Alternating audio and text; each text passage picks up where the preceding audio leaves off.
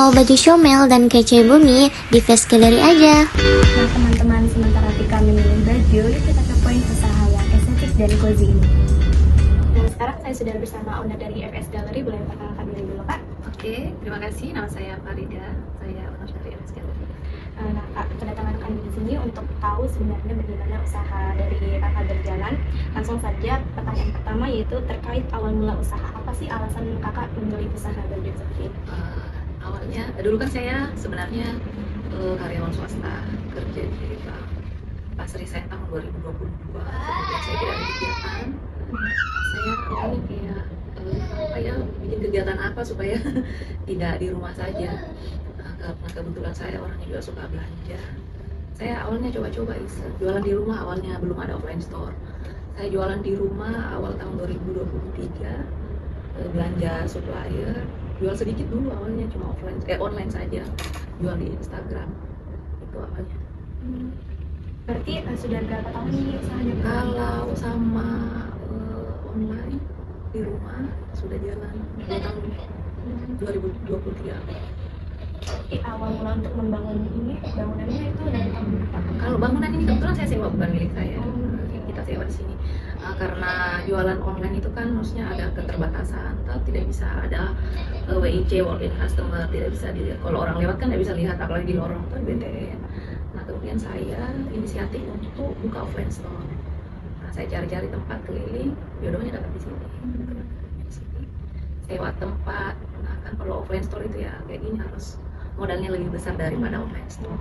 Yang awalnya di rumah itu modal 5 juta sudah bisa jalan. Nah kalau di offline store ini modalnya harus lebih besar lagi. Pertanyaan selanjutnya, untuk supplier sendiri Kak, itu kita dari ini bahan-bahannya atau baju ini kita ambil dari mana? Kalau untuk supplier kebetulan saya belanjanya ada yang di Jakarta, ada yang impor langsung dari Bangkok, kita juga ada dari Cina. Semuanya dari supplier, belum ada brand sendiri kebetulan. Berarti kalau kita belanja itu kita langsung ke Jakarta begitu atau memang ada kontak? Lebih banyak sekarang kan sudah lebih canggih, lebih banyak lewat online, lewat WA. Kita sudah save kontaknya. Yang sudah langganan, supplier tahu langganan, jadi ada waktu-waktu tertentu setiap minggu mereka open order 2 kali seminggu belanja, dikirim lewat laut 2 minggu baru keluar. Berarti untuk memasuk barang itu sendiri di sini tuh 2 minggu sekali begitu? Tergantung kebutuhan, kalau misalnya lagi tinggi permintaan ya. Pertanyaan selanjutnya kan kita merintis di online pertama kan. Nah, menurutnya Kakak selama 2 tahun setengah ini kita berjualan, yang efektif itu kita jualan lewat online atau offline dari segi keuntungan? Sebenarnya dua-duanya harus saling mendukung, apalagi zaman sekarang itu kan online itu sepertinya yang paling ini ya,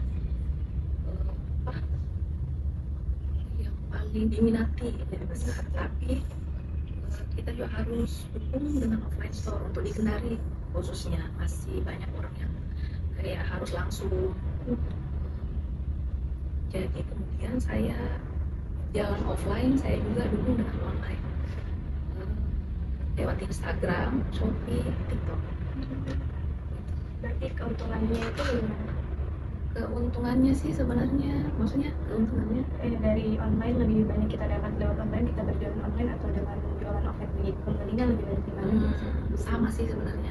Karena kan kalau misalnya offline itu kita tidak bisa ukur orang yang datang itu, kita tidak bisa tebak misalnya hari ini. Di online juga, kalau di online sebenarnya dari konsistensinya saja kita maksudnya memasarkan Kan banyak nih juga ini Kak penjual kayak online banyak sekali. Ada nggak sih strategi dari Kakak untuk meningkatkan penjualan lewat online? Iya, itu yang paling penting sebenarnya. Sebenarnya konsisten saja setiap hari tahu, karena orang kan kalau kita tidak konsisten pasti orang berpikir ini kayaknya jualan hanya sewaktu-waktu gitu. Konsisten saja, bikin story setiap hari, bikin konten setiap hari.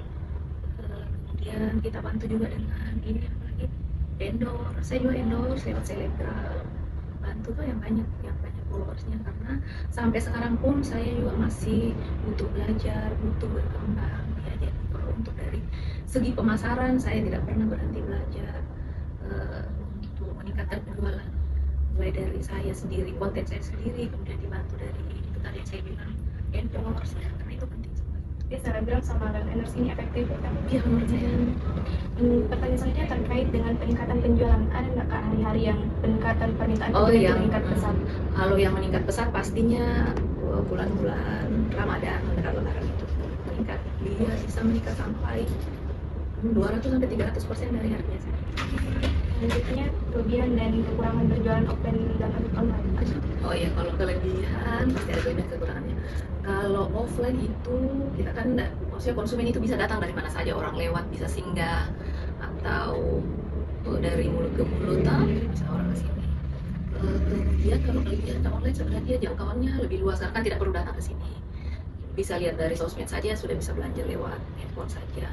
Kita jangkauan kebetulan kalau online saya jualan di platform Shopee itu lumayan, apalagi kalau misalnya musim-musim lebaran itu sampai ke Sumatera sana banyak yang belanja sama saya kayak gamis-gamis ini. Nah kalau untuk kelemahannya ya kalau offline waktu operasional saja, karena saya kebetulan kalau minggu masih tutup, saya keterbatasan di karyawan. Untuk saat ini saya karyawan jadi saya tidak bisa buka tiap hari, kemudian jamnya juga masih terbatas. Seharusnya saya bisa buka dengan waktu yang lebih lama, misalnya dari jam 7 sampai jam 10 malam, supaya orang-orang itu bisa, maksudnya kalau mau datang jam 7 saya bisa layani, mau datang malam saya bisa layani. Kelemahannya masih di situ.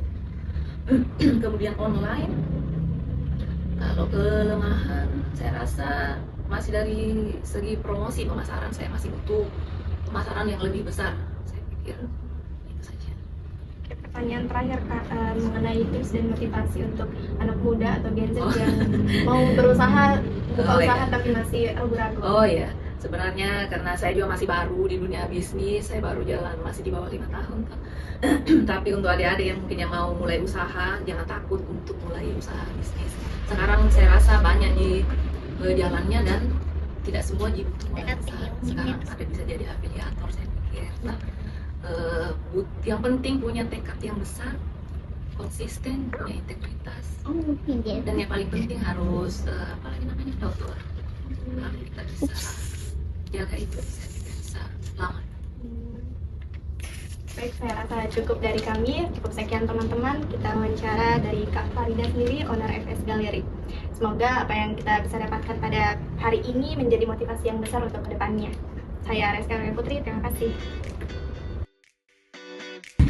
Ciwi-ciwi, kurang datang di sini di FS Gallery. Bahannya dijamin premium, model lengkap, ownernya pun ramah. Terus